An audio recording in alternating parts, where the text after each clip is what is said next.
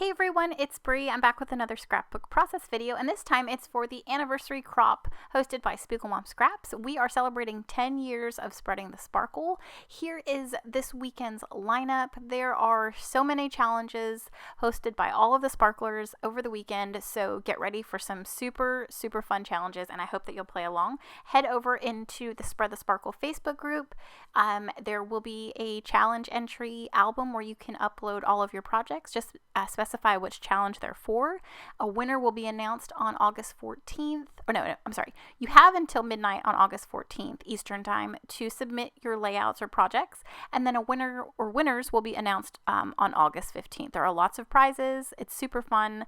There's also, for every order placed this weekend, everybody or each order is getting one tearaway tape, which is awesome, and that's what I'm using here.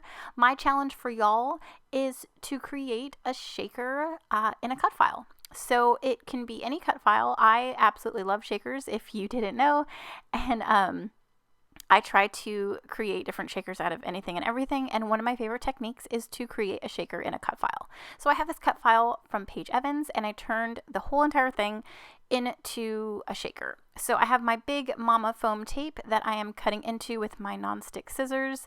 Now the big Mama foam tape, as you know, if you have purchased it, it is super sticky, so it will last the test of time. Things aren't going anywhere. It is absolutely amazing. However, for cut files, it is a little tricky since cut files tend to be intricate, and if you are closing up a small space, it can be a challenge. My advice to you is, if you are using it for a cut file, or if you have a small area and you need skinny strips, to use nonstick and to cut your Mama foam tape down, because it's easier to cut into that way. So I did finish it off with some narrow foam strips that was already in my stash because I was a little short on time. But I did want to show y'all that the big Mama foam tape can work for a cut file. You just need a little bit of patience. You know that it's not going to go anywhere. It's still amazing. But yeah, so what I did was I spooned in all of the, skylight sequins that happened to match the Salvage Patina Distress Oxide ink very nicely.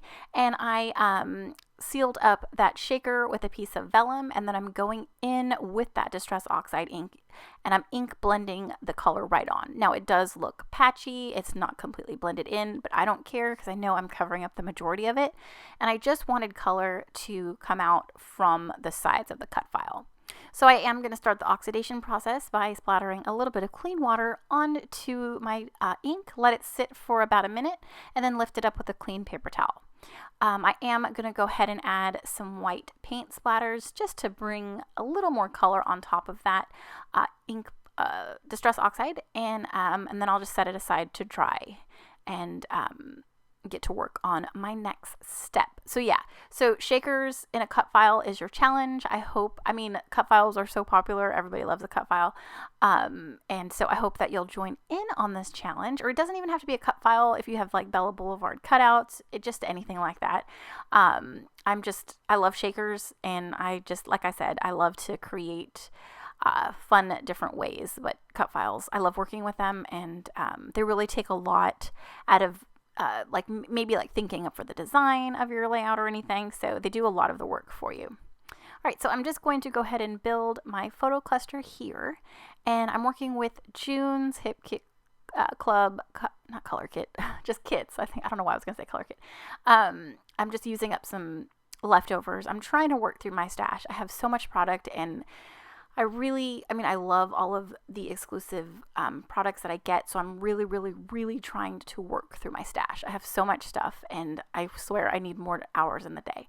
I think like a lot of us, we have, we want the latest and greatest, and things are constantly getting released, and I just want everything, so I'm really trying to work through my stuff.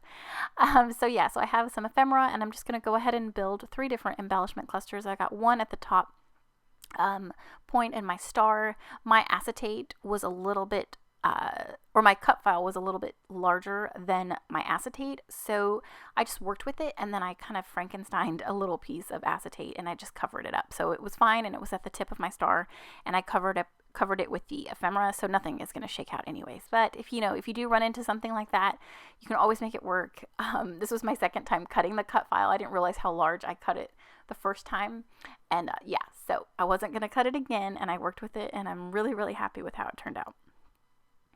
So the Shine Bright in my cut file is my title, and all I'm doing is just adding some bits and pieces.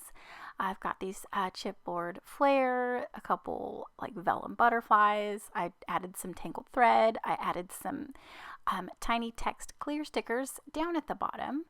And I think that's about it. So here is a little up close shot. Don't forget to use my code Brianna15 to save you 15% off in the shop. Again, here is your lineup all weekend. I am so excited. There's going to be so much fun this weekend. I hope you'll join and play along with everyone's challenges. Lots of fun. It's going to be a great weekend. I can't wait to see what y'all create. But yeah, this is my challenge, create a cut file or create a shaker in a cut file. And I can't wait to see what y'all make. Thanks again, and we'll see you in the next one. Bye.